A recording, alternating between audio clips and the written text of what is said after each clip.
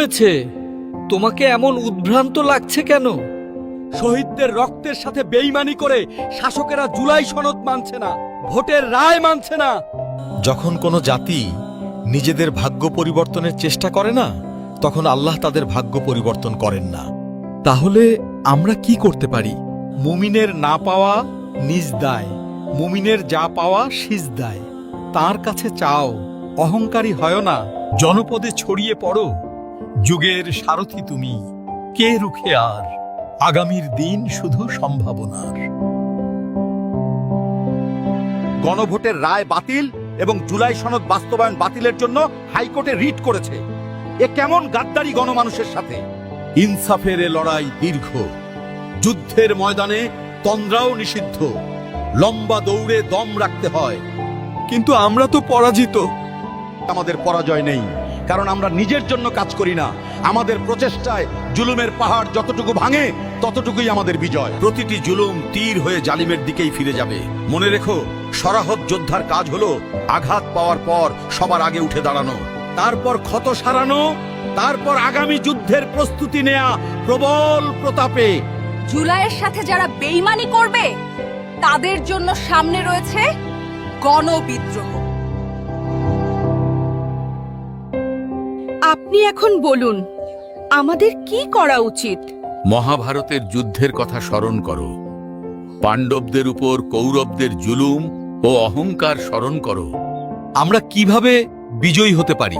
শ্রীকৃষ্ণের মতো কৌশলগত নির্দেশনা দাও। ধর্মে পথে থাকো, যা সত্য ও ন্যায়ের পথ। আমরা ঠিকই ভোট দিছিলাম, ষড়যন্ত্র কইরা সব পাল্টাইয়া দিছে। আমরা লড়াই করবার লাগিয়া সব সময় মাঠেই থাকুম। তিনটি কাজ করো: গণমাধ্যম তৈরি, গণসংস্কৃতি নির্মাণ, গণমানুষের সমস্যা সমাধান। বিজয় নিশ্চিত। আমাদের বিশ্রাম নেই, আগামীর বিজয়ের জন্য ক্লান্তিহীন ছুটে চলা। এখন আমাদের মুক্তির পথ কি?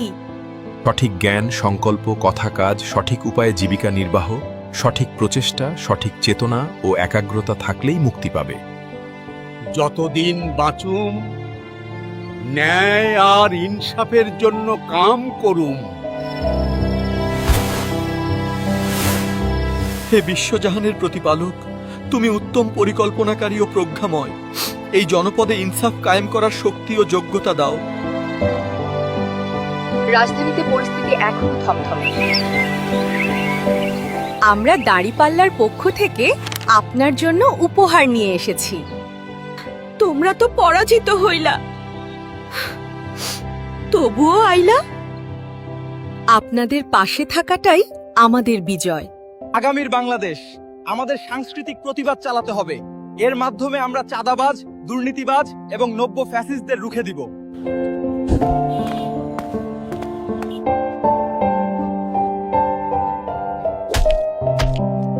চাঁদাবাজ ও সন্ত্রাসীদের বিরুদ্ধে রুখে দাঁড়াও। আপনারা যারা চাঁদাবাজি ছেড়ে কর্মের পথ বেছে নিয়েছেন, তাদের জন্য দাড়িপাল্লার পক্ষ থেকে এই নতুন রিকশা উপহার। এটা আমার দোষ ছিল না, সে আমাকে বাধ্য করেছে।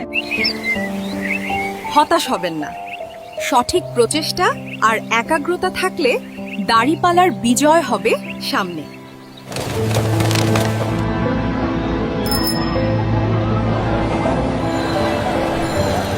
হতাশা হলো শয়তানের কাজ।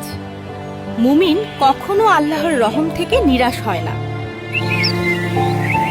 আবার নতুন ফ্যাসিবাদ এসেছে, আমাদের উপর হামলা করা হচ্ছে, পুরাতন ফ্যাসিবাদীদের পুনর্বাসন করছে, আমাদের ঘরবাড়ি পুড়িয়ে দিচ্ছে। আমরা এখন কথা বলতে পারছি না। যীশু খ্রিস্টের কথা স্মরণ করো। তিনি বলেছেন, যে হাকিকতের কথা রাতের অন্ধকারে বলতে ভয় পাও, তা একদিন দিনের আলোয় উদ্ভাসিত হবে। সমন্বিত কৃষি আমাদের সাফল্যের চাবিকাঠি। জমির প্রতিটি অংশ ব্যবহার করে আমরা সর্বোচ্চ উৎপাদনশীলতা নিশ্চিত করি। কেবল শান্তির জন্য, জুলাইয়ের রক্তের ঋণ পরিশোধ করার জন্য। ফলাফল অনিয়ম সত্ত্বেও দেশের স্থিতিশীলতার স্বার্থে আমরা দায়িত্বশীল ভূমিকার পথ বেছে নিয়েছি। কিন্তু আমরা মানুষের কাছে যে প্রতিশ্রুতি দিয়েছিলাম তা রক্ষা করব ইনশাআল্লাহ।